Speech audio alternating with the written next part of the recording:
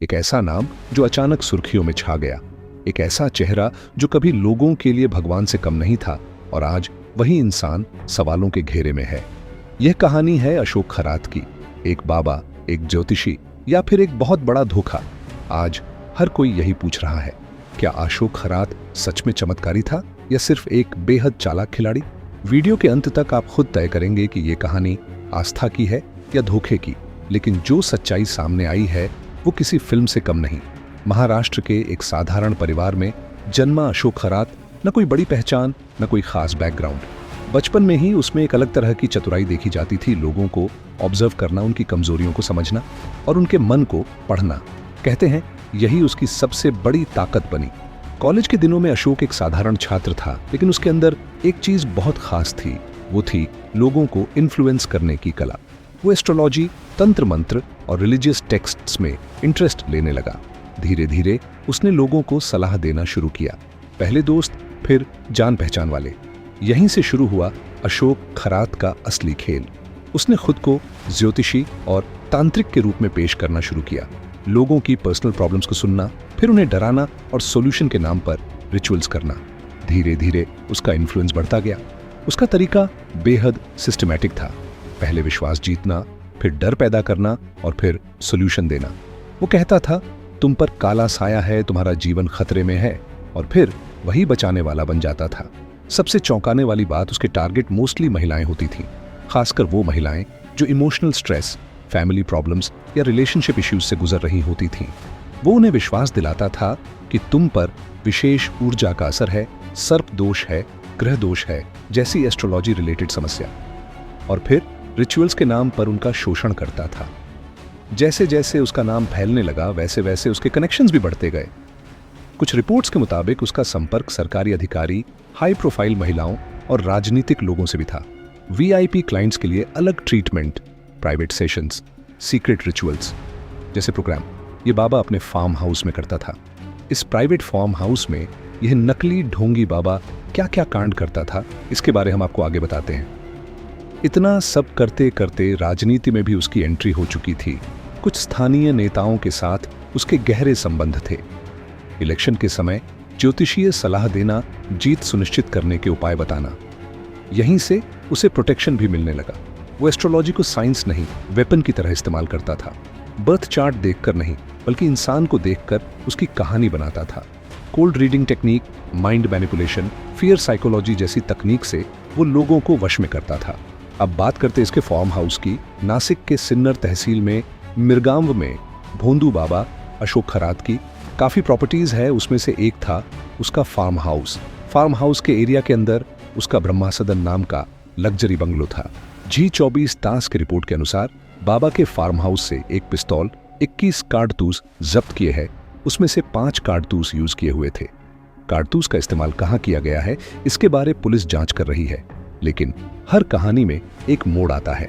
धीरे धीरे उसके खिलाफ शिकायतें आने लगीं, महिलाओं ने आरोप लगाए, धोखाधड़ी के केस सामने आए, लेकिन लंबे समय तक वो बचता रहा।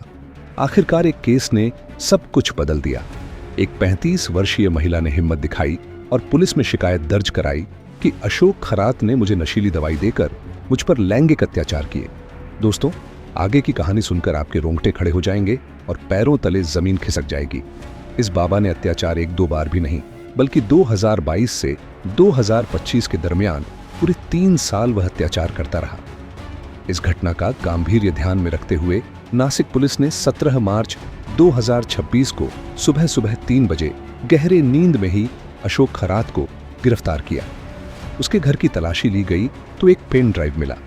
उस पेन ड्राइव में 50 से अधिक वीडियो पाए गए और उस वीडियो में बड़े बड़े राजकीय नेता, सरकारी अधिकारी, हाई प्रोफाइल लोगों के वीडियो मिले हैं और नासिक स्थित बाबा के ऑफिस की तलाशी में भी सीक्रेट कैमरास पाए गए। मतलब लगभग इसे इंडिया की एप्स्टीन फाइल कहा जाए तो गलत भी होगा। जांच शुरू हुई और धीरे धीरे सारे राज खुलने लगे। एविडेंस, रिकॉर्डिंग्स, फाइनेंशियल ट्रांजैक्शंस, सब कुछ सामने आने लगा। पुलिस जांच में सामने आया कि करोड़ों रुपए का लेन देन, फेक रिचुअल्स, साइकोलॉजिकल एक्सप्लॉयटेशन और कई विक्टिम्स, ये सिर्फ एक आदमी की कहानी नहीं थी, ये एक सिस्टम का पर्दाफाश था। जैसे ही खबर बाहर आई, सोशल मीडिया पर तूफान आ गया। लोग शॉक में थे, कुछ लोग अब भी उसे सपोर्ट कर रहे थे, लेकिन सच्चाई धीरे धीरे साफ होती जा रही थी। इस घटना से अचानक कैप्टन अशोक खरात ये नाम काफी सुर्खियों में आ गया और चर्चा का विषय बन गया। महिलाओं को फंसा के, उन पर तंत्र मंत्र, जादू टोना करके उनका लैंगिक शोषण करने का आरोप कैप्टन अशोक खरात पर है। उनके वीडियोस सोशल मीडिया पर काफी वायरल हो रहे हैं। पर इन वीडियो में एक चेहरा ऐसा है जो काफी बार अशोक खरात के साथ देखा गया है, रूपाली चाकणकर। जी हाँ, रूपाली चाकणकर महिला आयोग के अध्यक्ष होने के बावजूद वह एक ऐसे व्यक्ति के अंधभक्त है जो खुद महिलाओं का शोषण करता है। ऐसे आरोप रूपाली चाकणकर पर हुए हैं। इसी के साथ इनके कैप्टन अशोक खरात के साथ कई फोटोज वीडियोज वायरल हुए हैं, जिसमें रूपाली जी उन पर छाता पकड़ के खड़ी है, तो कभी अशोक खरात के पाद्य पूजन करते वक्त नजर आ रही है, तो कभी हाथ में हाथ डालकर फोटो खींचा रही है। इतना ही नहीं, उन्होंने अशोक खरात को पंडरी का विट्ठल की उपमा भी दी है। इसलिए रूपाली चाकणकर के खिलाफ वातावरण काफी गर्मा गर्मी का हो गया है। उनके महिला आयोग के अध्यक्ष पद का राजीनामा देने की मांग जनता ने की है। महाराष्ट्र के चीफ मिनिस्टर देवेंद्र फडणवीस ने भी उनको राजीनामा देने के आदेश दिए हैं और उनको महिला आयोग के अध्यक्ष पद का राजीनामा देना पड़ा है। इस मामले में महिला आयोग के अध्यक्ष रूपाली चाकणकर ने इस्तीफा देने के बाद कहा, अशोक खरात उसके पर्सनल लाइफ में क्या करता है इससे मैं पूरी तरह से अनजान हूं। बाय द वे, महिला आयोग अध्यक्ष की 3 साल की टर्म होती है। बीते वक्त में ऐसा क्या बड़ा काम किया था कि रूपाली चाकणकर को सेकंड टर्म में भी महिला आयोग की अध्यक्षा बनाया गया? इस सवाल का जवाब लोग मांग रहे हैं। टीवी 9 की रिपोर्ट के अनुसार नाग, चिंकोके यानी कि इमली का बीज और पत्थर देके इस कैप्टन ने बड़े बड़े पॉलिटिशियन लोगों को भी मूर्ख बनाया था। हर एक भोंदू बाबा करता है वैसे वो भी नौटंकी करके मंत्र उच्चारण करता था और उसी समय एक 20 फुट का सांप अपना फना निकाल के उसी कमरे में आता था। इस भयानक सांप को देखकर लोग बहुत ही डर जाते थे और मन ही मन कैप्टन अशोक खरात के तंत्र मंत्र विद्या को सलाम करते थे। पर भोंदू बाबा खरात नहीं, खुद को कृष्ण भगवान का अवतार मानने वाले खरात ऐसे बर्ताव करता था जैसे उस सांप को मैंने वश के लिया हो। नाग देवता मुझ पर प्रसन्न है ऐसे भक्तों को बताता था। अंधश्रद्धा की पट्टी लगाए भक्तों को उसका अभिमान लगता था। बाबा के प्रति आदर और बढ़ता था। यही वह चाहता था। असलियत में वह सांप नकली था। उसको एक रिमोट से खरात खुद ऑपरेट करता था और ऐसे ही ट्रिक्स टोटके यूज करके उसने अपने भक्तों से करोड़ों रुपये लूटे थे।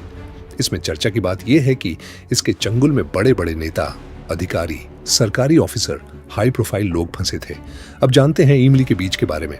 भोंदू बाबा खरात इमली बीज को पॉलिश करके उन पर तंत्र मंत्र करके एक एक बीज 10,000 से 1 लाख तक का बेचता था। मार्केट में 5 से 50 रुपए में मिलने वाले सादे छोटे पत्थर उसने कई लाखों में बेचे हैं। मार्केट में मिलने वाली हनी को रॉयल पैकेजिंग करके 5 से 10 लाख में बेचता था। योनि मार्ग शुद्धता करके तुझे पुत्र प्राप्ति करके देता हूं, मैं कृष्ण हूं, तुम्हारे सारे दोष मिटाता हूं, तुम्हारे घर की सारी समस्याएं दूर करता हूं, ऐसे करके उसने सैकड़ों या उससे अधिक महिलाओं का शोषण किया है। वैसे महाराष्ट्र में तो संत परंपरा है। संत तुकाराम महाराज कहते थे, ऐसे कैसे झाले भोंदू, कर्म करुणी म्हणती साधु, अंगा लावुनिया राख डोले, झाकुनी करती पाप। ये बाबा पकड़ा गया, इसलिए ये सारा रायता बाहर आया। ना जाने समाज में और ऐसे कितने बाबा होंगे जो पकड़ में आते ही नहीं। अपने नेता लोग से यही उम्मीद है कि ऐसे लोगों के मंच पर जाकर ऐसे लोगों को प्रमोट करना बंद करें। टाइम महाराष्ट्र की रिपोर्ट के अनुसार महाराष्ट्र के फॉर्मर सीएम उद्धव ठाकरे भी इस भोंदू बाबा को मिले थे। हाल ही में हुए पत्रकार परिषद में महाराष्ट्र के फॉर्मर चीफ मिनिस्टर और शिवसेना प्रमुख उद्धव ठाकरे जी ने कहा, ऐसे भोंदू बाबा के नाद में लगने वाले लोगों का निषेध है। लेकिन उद्धव ठाकरे भी इस भोंदू बाबा को मिले थे और यह मुलाकात former cabinet minister Deepak Kesarkar जी ने करवाई थी। दीपक केसरकर सहित राजकारण में सक्रिय कई बड़े नेता इस भोंदू बाबा के नजदीकी इंसान थे। लोकशाही मराठी के अनुसार भोंदू अशोक खरात को गिरफ्तार करने के पीछे बहुत बड़ी रणनीति थी। महाराष्ट्र के चीफ मिनिस्टर देवेंद्र फडणवीस ने खुद इसके बारे में सारे सूत्र अपने हाथ में लिए थे, ऐसी जानकारी है। पुलिस आयुक्त संदीप कर्णिक जी ने एक पथक को जिम्मेदारी सौंपी थी। पुलिस आयुक्त संदीप कर्णिक जी ने गिरफ्तारी का मास्टर प्लान बनाया था। मोबाइल्स स्विच ऑफ करके गुप्त ऑन ऑपरेशन को अंजाम दिया गया। अत्यंत गोपनीय और चालक तरीके से इस गिरफ्तारी को पूरा किया गया। गिरफ्तारी होने से पहले अशोक खरात को वीडियो वायरल होने की टिप मिली थी और उसकी गिरफ्तारी की भी भनक लगी थी। और यह सारी इंफॉर्मेशन खरात तक पहुंचाने वाला आमदार कौन, ऐसा सवाल खड़ा हुआ है।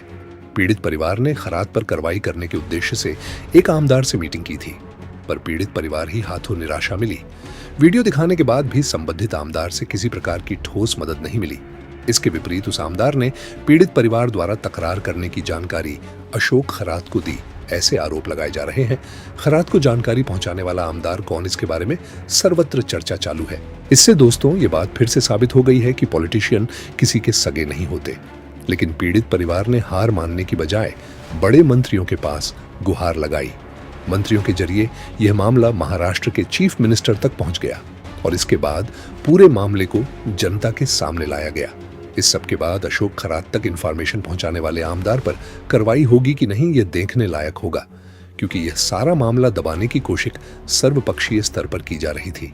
अब जानते हैं कि इस बाबा का भांडा कैसे फूटा। इस बाबा अशोक खरात के ऑफिस में एक ऑफिस बॉय काम करता था। उसने एक बार ऑफिस के कैमरा का सीसीटीवी फुटेज देख लिया, जिससे अशोक खरात के अश्लील वीडियो उसके हाथ लग गए। उसने अशोक खरात को ही धमकी दे डाली कि मुझे 5 करोड़ दो, नहीं तो मैं तुम्हारे वीडियोस वायरल कर दूंगा। पर बाबा डरा नहीं। उसने उस लड़के से कहा, वीडियो डिलीट कर, नहीं तो मैं पुलिस में तेरी कंप्लेन करूंगा कि तू मेरे प्राइवेट वीडियोस को लेके मुझे ब्लैकमेल कर रहा है और मुझसे पैसे की मांग कर रहा है। इस पर वह ऑफिस बॉय भी डरा नहीं। उसको पता था बाबा डरेगा भी नहीं और पैसे भी नहीं देगा। ये ट्रिक काम नहीं आई तो उसने दूसरी स्ट्रैटेजी यूज की। उसने वीडियोज में दिख रही सारी महिलाओं को कॉन्टैक्ट किया और वीडियोज भेजे। कहा कि मुझे पैसे दो, नहीं तो मैं वीडियो वायरल कर दूंगा। उसमें से एक महिला ने हिम्मत जुटाई और इस बाबा के खिलाफ, इस मामले के खिलाफ पुलिस में कंप्लेंट दर्ज की। फिर सब यह रायता फैल गया और बाबा एक्सपोज हो गया।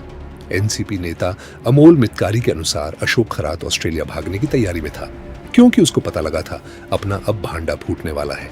लेकिन 17 मार्च के दिन का सूरज उगने से पहले इस झूठे एस्ट्रोलॉजर बाबा को नासिक पुलिस ने धर दबोचा।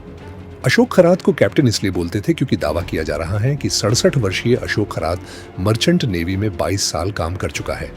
उसकी पोस्टिंग पश्चिम बंगाल के कलकत्ता में थी। इसी दौरान उसने काला जादू, तंत्र मंत्र जैसी विद्या सीखी, जो आगे जाकर उसका सबसे बड़ा हथियार बनी। एक तरफ आस्था है, दूसरी तरफ सच्चाई। लोग सोच रहे हैं क्या हमने किस इंसान को भगवान बना दिया था। अब मामला कानून के हाथ में है। चार्जेस, कोर्ट हियरिंग्स और एक लंबी लीगल बैटल।